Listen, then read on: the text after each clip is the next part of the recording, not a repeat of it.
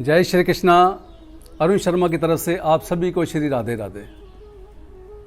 भक्तों, आज मैं एक आपसे नया प्रसंग शेयर करने जा रहा हूँ। एक संत हुए हैं गोवर्धन दास जी, जो भगतमाल ग्रंथ के, जिनको ये कहा जाता है कि सबसे पहले कथाकार, जिन्होंने भक्तमाल ग्रंथ की जितनी प्रसिद्धि की जा सकती है उतनी की।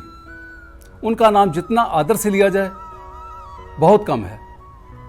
इसलिए मैं श्री गोवर्धन दास जी को शत बार नमन करता हूं।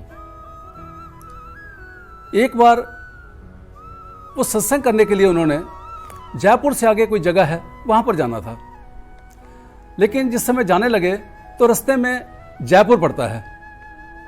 जयपुर के अंदर हमारे ठाकुर जी विराजमान हैं, श्री गोविंद देव जी। ये गोविंद देव जी वही विग्रह है जो पहले वृंदावन धाम में था।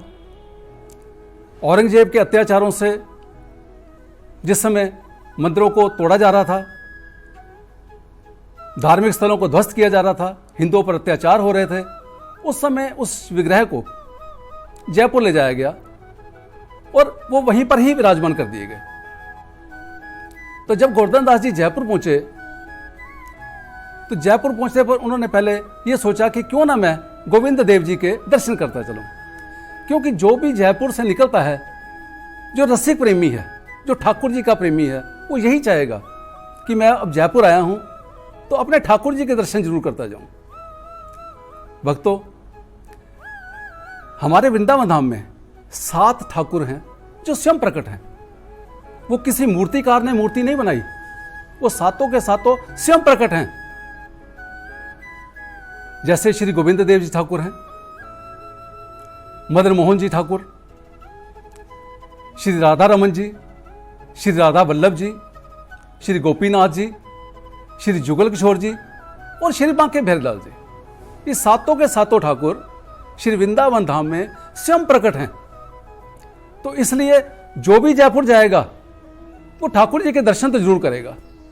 उन्होंने दर्शन किए तो वहां के जो पुजारी जी थे उन्होंने गोवर्धन दास जी से कहा, भाई आप आए तो हो, तो आप अपना एक बार जो सत्संग है भक्तमाल का वो यहां भी कर चलो।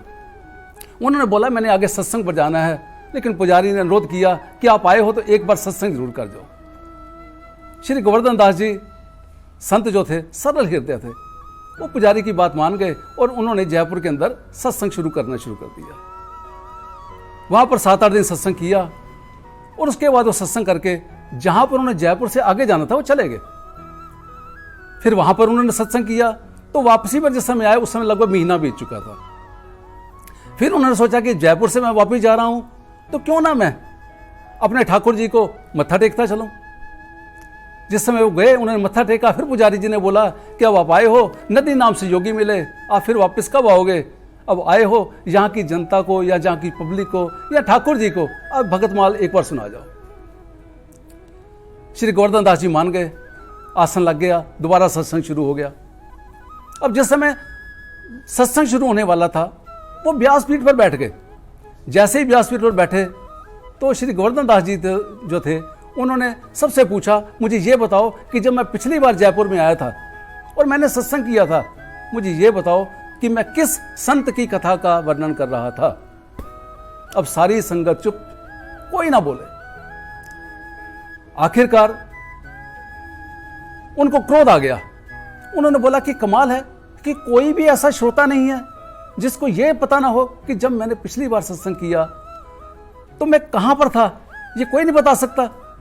अब संत जो होते हैं शांत चित्त वाले होते हैं, लेकिन उनको क्रोध भी बहुत जल्दी आ जाता है और शांत भी जल्दी हो जाते हैं। लेकिन जब किसी ने नहीं बताया तो गोवर्धन दास जी व्यासपीठ पर बैठे हुए थे, ऐसे कैसे खड़े हो गए, कहते मैं सत्संग नहीं करूंगा, मैं यहां से जा रहा हूं, मैं कोई किसी को सत्संग नहीं सुनाऊंगा। पुजारी जी अब हाथ जोड़े, भाई अब गोवर्धन दास जी माफ कर दो, हमें नहीं पता चला। गोवर्धन दास जी कहते कमाल के श्रोता गण हो आप, सत्संग चल रहा है और श्रोता का ध्यान भटक जाए, ऐसा कैसे हो सकता है? लेकिन वो नहीं माने और व्यासपीठ से उठ के चलने लगे। जैसे ही थोड़ी सी दूर, अभी निकले भी नहीं थे, मंदिर के आंगन में ही थे, तो उनको आवाज आई, गोवर्धन दास जी रुक जाओ, मैं बताता हूं कि आप किस संत का वर्णन कर रहे थे। सारे हैरान हो गए कि आवाज कहां से आई है। फिर दोबारा आवाज आई, गोवर्धन दास जी मैं बताऊंगा कि आप कहां पर सत्संग छोड़ कर गए थे। गोवर्धन दास जी हैरान, पुजारी जी भी हैरान, सब हैरान। जाकर देखा तो जो मेरे ठाकुर जी हैं श्री गोविंद देव जी, उन्हीं के मुखारविंद से ये शब्द निकल रहे थे।